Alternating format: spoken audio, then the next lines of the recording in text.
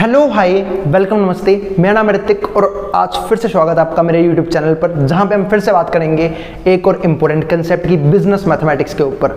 तो सबको पता है कि मैंने बिजनेस मैथमेटिक्स की प्लेलिस्ट बना दी है और वहां पे वीडियो डालनी शुरू कर दी है। एग्जाम से पहले मैं पूरी प्लेलिस्ट खत्म करवा दूंगा। तो चलो फिर शुरू करते हैं आज एक और class important matrix and determinant के साथ। आई बात समझ में? मैट्रिक्स एंड डिटरमिनेंट के ऊपर एक छोटा सा पार्ट रह गया था, तो जो मैं इस वीडियो में खत्म करवा दूंगा। अब बात आई कि मैट्रिक्स एंड डिटरमिनेंट के ऊपर कौन सा पार्ट रह गया था, इनवर्स निकालने का एक और तरीका। हमने ऑलरेडी इनवर्स निकालने के दो तरीकों के ऊपर बात कर ली है। पहला डिटरमिनेंट मेथड, दूसरा पिछली वीडियो में सीखा था एलिमेंट्री ऑपरेशंस। तो उम्मीद है आप लोगों ने दोनों ही वीडियोस देख ली होंगी। और भाई प्लीज वीडियो को सीरीज में देखें, तभी आपको हर एक चीज समझ में अच्छे से आएगी। तो अब हम बात करेंगे आखिरी टॉपिक की, ठीक है, वो भी इनवर्स निकालना क्रैमर्स रूल से। आई बात समझ में? तो चलो फिर, तो ये जो वीडियो है ये सिर्फ कॉलेज के उन स्टूडेंट्स के लिए होगी जिनके पास बिजनेस मैथमेटिक्स सब्जेक्ट है या फिर जिनके एग्जाम में मैट्रिक्स एंड डिटरमिनेंट नाम का चैप्टर आ रहा है। तो चलो फिर शुरू करते हैं आज की क्लास, ठीक है। तो solution of linear equations bye Cramer's rule, जैसे आपको टॉपिक का नाम दिख भी रहा है कि भाई सॉल्यूशन निकालने हैं लीनियर इक्वेशंस की बाय क्रैमर्स रूल, यानी क्रैमर्स रूल की सहायता से, ठीक है, किसी भी मैट्रिक्स का इनवर्स कैसे निकाल सकते हैं या फिर लीनियर इक्वेशन को सोल्व कर सकते हैं, ठीक है। तो हमने लीनियर इक्वेशन को सोल्व करना एक और तरीके से सीखा था, वो क्या था, हमारा मैट्रिक्स मेथड, डिटरमिनेंट मेथड, ठीक है, जहां पे हमने माइनर कोफैक्टर एडजॉइंट वगैरह निकालना सीखा था, जो थोड़ा सा मुश्किल था, पर ये वाला मेथड काफी ईजी है और सीधा वैल्यू आती है इस मेथड से। तो चलो देखते हैं क्या है मेथड। तो solution of linear equations bye Cramer's rule, ठीक है। क्रैमर्स रूल से हम किसी भी लीनियर इक्वेशन सोल्व कैसे करेंगे, ठीक है। तो यहाँ पर देखो इक्वेशन दे रखी है a1x b1y, इक्वेशन इसी फॉर्म में होती है a1x b1y c1z equals to k1, a2x b2y c2z equals to k2, a3x b3y c2z equals to k3। ये तीन इक्वेशन दे रखी हैं। अब किस फॉर्म में सोल्व होगा वो समझ लेते हैं। तो आपको ये बातें रटनी होंगी। x y z की वैल्यू निकालने का सीधा फॉर्मूला दे रखा है, क्या यहाँ पे तो k1 k2 k3 b1 b2 b3 c1 c2 c3 ये पुट कर देना और अपॉन में a का डिटरमिनेंट, मतलब इसका डिटरमिनेंट अपॉन में a का डिटरमिनेंट क्या आ जाएगी, x की वैल्यू, y की वैल्यू क्या आएगी। अब एक k1 k2 k3 बीच में चले जाएंगे, a1 a2 a3 k1 k2 k3 c1 c2 c3 upon में a का डिटरमिनेंट। ऐसे यहाँ पे अब k जो y टर्म्स हो पीछे चली जाएंगी, यहाँ पे क्या रहेगा a1 a2 a3 b1 b2 b3। अब मैं थोड़ा सा ना इस एक बात को और भी अच्छे से क्लियर कर देता हूँ, ठीक है। कैसे समझाता हूं आपको अभी एक मिनट के लिए। अगर आपको फॉर्मूला रटना नहीं तो कैसे करोगे, तो देखो भाई k1 तो समझ में आ गया, k1 k2 k3 एक बार शुरुआत में रहेगा, फिर बीच में, फिर एंड में चला जाएगा। बात है यहाँ कैसे याद रखेंगे, समझा रहा हूँ। आप x की वैल्यू निकाल रहे हो ना, याद करने का एक ट्रिक बता रहा हूँ। अगर आप x की वैल्यू निकाल रहे हो ना तो x वाले कोफिशिएंट गायब कर दो, a1 a2 a3 यहाँ पे आएंगे ही नहीं, खत्म। क्या आया, b1 b2 b3 c1 c2 c3। अब k y टर्म तो बीच में जाएगी। अब मैं देख रहा हूँ, मैं यहाँ पे क्या निकाल रहा हूँ, y की वैल्यू। क्या निकाल रहा हूँ, y की वैल्यू। तो y की वैल्यू का कोफिशिएंट कौन है, b1 b2 b3, गायब कर दो, गायब कर दिए। यहाँ से क्या रहेगा, a1 a2 a3 c1 c2 c3। याद करने का इससे बेहतरीन तरीका नहीं हो सकता। अब z की वैल्यू निकाल रहे हो तो ये भी देख लो। तो देखो भाई, अब k1 को तो मैंने पीछे भेज दिया, जिसमें शुरू में समझाया था, पहले शुरुआत में रहेगा, फिर बीच में, फिर एंड में, z की वैल्यू के लिए। अब z की वैल्यू निकाल रहे हो, z की वैल्यू कोफिशिएंट कौन कौन है, c1 c2 c3, तो वो गायब हो जाएंगे। क्या रह जाएंगे, ये दोनों a1 a2 a3 b1 b2 b3। बस ये आ गया हमारे पास, क्या आ गई, वैल्यूज किसकी, x की, y की और z की, ठीक है। तो ये तो हो गया फॉर्मूला। जिनको समझ नहीं आया वो डायरेक्टली याद कर लेना, वरना मैंने अच्छा तरीका बता दिया ऐसे याद रखने का। अब चलो अब फटाफट हम एक क्वेश्चन को सोल्व करते हैं, ठीक है, और फिर इस वीडियो को भी क्या कर देंगे, क्लोज कर देंगे। वीडियो काफी छोटे रहने वाली है, सिर्फ हम इसमें बात करेंगे क्रैमर्स रूल के बारे में, और भी किसी भी टॉपिक को टच करने की कोशिश नहीं करेंगे।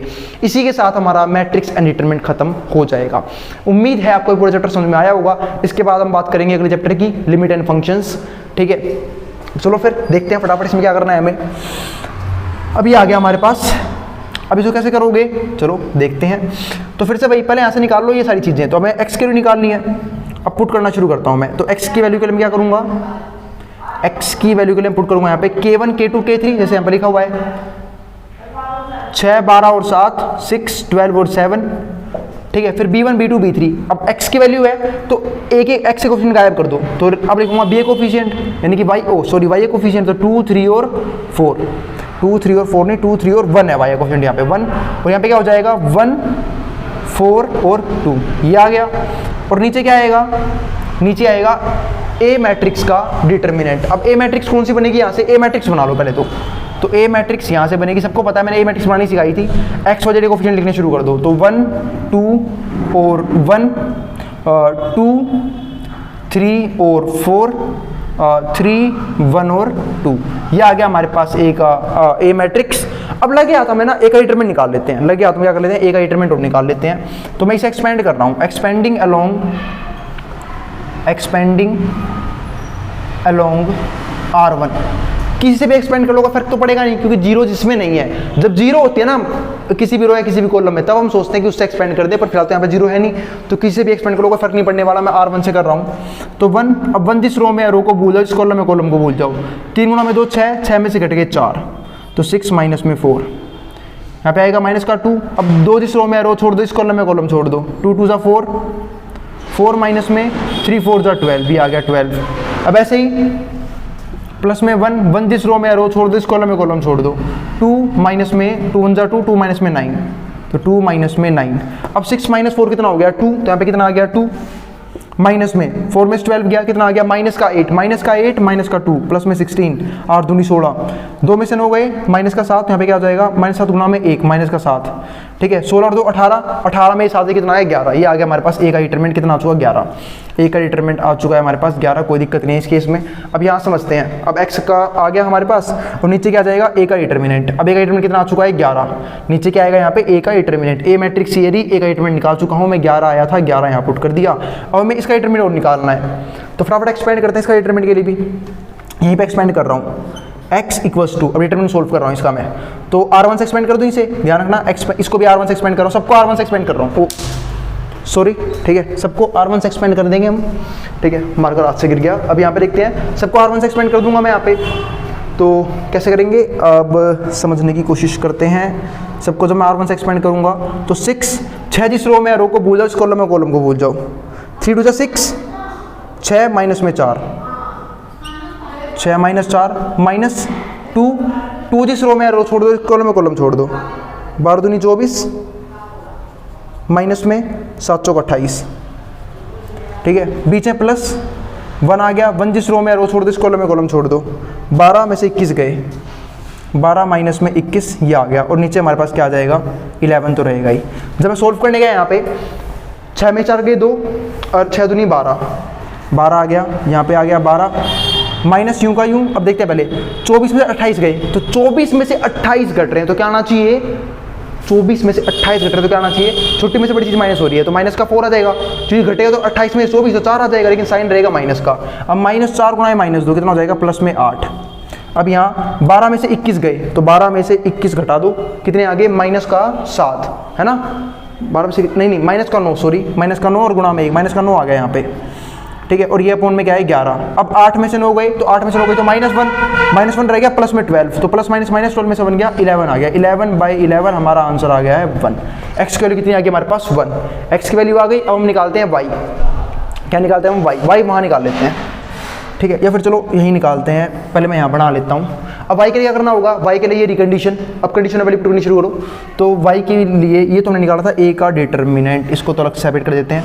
अब निकाल रहे हैं वाई की वैल्यू, तो y की वैल्यू किसके बराबर आएगा देखो। अब तो y की वैल्यू के लिए क्या चाहिए हमें, ऊपर तो पहले मैंने लगाया डिटरमिनेंट का सिंबल, अब एलिमेंट पुट करते हैं a1 a2 a3। अब यहाँ पे a1 a2 a3 यानी कि x के कोफिशिएंट्स तो कौन कौन से हैं 1 2 3 1 2 3 पुट कर दिया, कोई दिक्कत नहीं है। फिर मुझे क्या चाहिए k वाले कोफिशिएंट, अब k कौन से हैं ये रहे k1 k2 k3, तो 6 12 और 7, 6 12 और 7। अब मुझे क्या चाहिए, अब मुझे चाहिए अगले कोफिशिएंट, यानी किसके चाहिए अब मुझे, अब इसके लिए C1 C2 C3 यानी कि Z के कोफिशिएंट, तो 1 4 और 2, तो 1 4 और 2 क्वेश्चन में 1 4 और 2 है, तो 1 4 और 2। अब नीचे आएगा ए का डिटरमिनेंट हम निकाल ही चुके थे आराम से, 11 आया था, 11 पुट कर दो, कोई दिक्कत नहीं है, सोल्व कर दो। अब इसे एक्सपेंड कर दो, R1 से एक्सपेंड कर रहा हूँ, R1 से एक्सपेंड करूंगा तो एक्सपेंड करना सबको आता ही होगा, जिनको नहीं आता भाई पहले डिटरमिनेंट निकालना सीख के आओ, वरना देखो कैसे निकलता है। देखो R1 से एक्सपेंड कैसे करता है, 1 यूं का यूं, अब 1 जिस रो में रो भूल जाओ, इस कॉलम में कॉलम भूल जाओ, 12 to 24 12 2 जा 24 माइनस में 7 4 जा 28, ये आ गया, ठीक है। फिर बीच में क्या आएगा माइनस आ गया बीच में, क्योंकि सिंबल क्या चलते हैं प्लस माइनस प्लस, अगर आप R1 से एक्सपेंड कर रहे हो तो। लेकिन अगर आपने बीच की रो या बीच का कॉलम ले लिया तो सिंबल क्या चलेंगे माइनस प्लस माइनस, इस बात का भी ध्यान रखना। तो ये हो गया माइनस, यहाँ पे कितना आ गया 6। अब 6 जिस रो में रो छोड़ दो, इस कॉलम में कॉलम छोड़ दो, 2 2 जा 4, 4 में से घट गया 12, तो कितना आएगा 4 माइनस में 12 ही लिख लेता हूँ अभी तो मैं। फिर बीच में प्लस प्लस में 1, 1 जिस रो में रो छोड़ दो, इस कॉलम में कॉलम छोड़ दो, 7 दूनी 14 माइनस में 12 3 जा 36, ये आ गया। और नीचे क्या आएगा, एक आइटरमेंट जो कि 11 था। अब सोल्व करते हैं, 24 में से 28 घटी, कितना आया माइनस का 4, माइनस 4 मल्टीप्लाई में 1, कितना हो गया माइनस का 4। फिर 4 में से घट के 12, तो कितना आएगा माइनस का 8, माइनस का 8 माइनस का 6, कितना हो गया प्लस में 8 6 जा 48, ये हो गया। 14 में से आएगा कितना आ गया माइनस का 12, सॉरी माइनस का 22 आएगा, माइनस का 22 और प्लस में 1, तो माइनस का 22 ही रहेगा। 22 अपॉन में 11 है। अब सोल्व जब करने गया मैं यहाँ पे, तो देखते हैं माइनस का 22 और माइनस का 4, तो माइनस माइनस प्लस 22 और 4 कितने हो गए 26। अब माइनस 26, 48 में 26 गए, कितना बच गया 22 बच गया। 48 में 26 गए, कितना बच गया 22 बच गया, तो 22 बटे में 11। अब 11 2 जा कितना होता है 22, तो कितनी आ गई वैल्यू 2, तो y आ गया हमारे पास 2, y2 आ चुका है, x हमारे पास 1 आ चुका है। अब हम जाएंगे फाइनली एक वैल्यू और निकालने, जो किसकी थी z की वैल्यू और निकालेंगे बस। अब फिर हम इस वीडियो को बंद कर देंगे। अब z को समझते हैं। अब z की वैल्यू में क्या आएगा, देखो ऊपर लिखा हुआ है सब कुछ, ठीक है। तो पुट करना शुरू करते हैं हम यहाँ पे। z की वैल्यू के लिए हमें क्या क्या चाहिए, a1 a2 a3, यानी कि x के कोफिशिएंट, x कोफिशिएंट कौन है 1 2 और 3, 1 2 और 3। अब हमें चाहिए y के कोफिशिएंट, y कौन कौन से हैं 1 2 और 3 आ गया, y के आ गए 2 3 और 1, है ना, b1 b2 b3, तो 2 3 और 1, 2 3 और 1। और अब चाहिए हमें k1 k2 k3, k1 कौन है यहाँ पे 6 12 और 7, ये आ गए 6 12 और 7, ये आ गया। और नीचे हमारे पास क्या आ जाएगा, एक आइटम जो 11 है। अब इसे एक्सपेंड करूँगा, R1 से एक्सपेंड कर रहा हूँ, तो 1 जिस रो में रो को भूल जाओ, जिस कॉलम में कॉलम को भूल जाओ, यहाँ सेम रूल लगा दो। 7 21, 21 में से घट के 12, तो 21 में से घट के 12, सिंबल रहेगा अगला माइनस, क्योंकि सिंबल क्या होंगे R1 से एक्सपेंड कर रहा हूँ तो प्लस माइनस प्लस, ठीक है। अब 2 लूँगा, 2 जिस रो में रो को भूल जाऊंगा, इस कॉलम में कॉलम को भूल जाऊंगा, 7 दूनी 14, 14 में से घट गए 12 3 36, तो बस 14 में से माइनस करो 36 फटाफट, 14 में 36 घट गए तो घटा दिए। और फिर प्लस में क्या लिखूंगा मैं, ठीक है, प्लस में मैं लिखूंगा यहाँ पे 6 जिस रो में रो को भूल जाऊंगा, इस कॉलम में कॉलम को भूल जाऊंगा, 2 गुना में 1 2, 2 में से घट गए 3 3 9, तो 2 माइनस में 9, और नीचे हमारे पास क्या है पूरे के अपोन में 11। तो सोल्व करने गया तो 21 में से 12 गई, कितना आ गया 9, 9 गुना में 1 9 हो गया। और यहाँ पे 14 में 36 गए, तो 6 में 4 गए, तो 3 में से 1 गया 2, तो कितना बच गया हमारे पास हो गया 22, 22 दूनी 44, 44 आ गया। 2 में से 9 गई, कितना आ गया माइनस का 7, माइनस 7 और गुणा में 6, कितना हो गया, अच्छा 1 मिनट सॉरी, यहाँ पे प्लस 44 आएगा क्योंकि ऐसे नेगेटिव आया था और ये भी नेगेटिव है, पॉजिटिव हो जाएगा। 2 में से 9 गए माइनस 7 गुणा में 6, माइनस का 42, ठीक है, और अपोन में 11। 44 में से 42 गए, कितना आ गया 2 आ गया, है ना, 44 में से 42 गए 2 आ गया, और 2 जमा 9 11, तो कितना आ गया आंसर 11 अपोन में 11 कट के हमारा आंसर आ गया 1। x की वैल्यू 1 आ गई है, y की वैल्यू 2 आ गई है, z की वैल्यू 1 आ गई है। इसी के साथ हमारा पूरा क्वेश्चन, एक क्वेश्चन भी करवा दिया और समझा भी दिया क्रैमर्स रूल्स कैसे हेल्प करता है हमारी लीनियर इक्वेशन 3 वेरिएबल को सोल्व करने में। आई बात समझ में। इसी के साथ हमारे पास क्रैमर्स रूल का कंसेप्ट खत्म हो चुका है। उम्मीद है आपको क्रैमर्स रूल अच्छे से क्लियर हो गया होगा। मिलेंगे फिर अगली वीडियो के साथ जहां पे हम अगले चैप्टर की बात करेंगे। यहीं तक था हमारा ये वीडियो और यहीं तक था हमारा ये चैप्टर। तो उम्मीद है आपको पूरा चैप्टर समझ में आ गया होगा। तो भाई अगर वीडियो पसंद आई हो तो वीडियो को लाइक करना और चैनल को सब्सक्राइब करना बिल्कुल ना भूलें, ठीक है। और देखते रहें और पढ़ते रहें। आई बात समझ में। जिसको जो भी उतारना है अब उतार सकता है, मैं हट रहा हूँ बोर्ड के सामने से।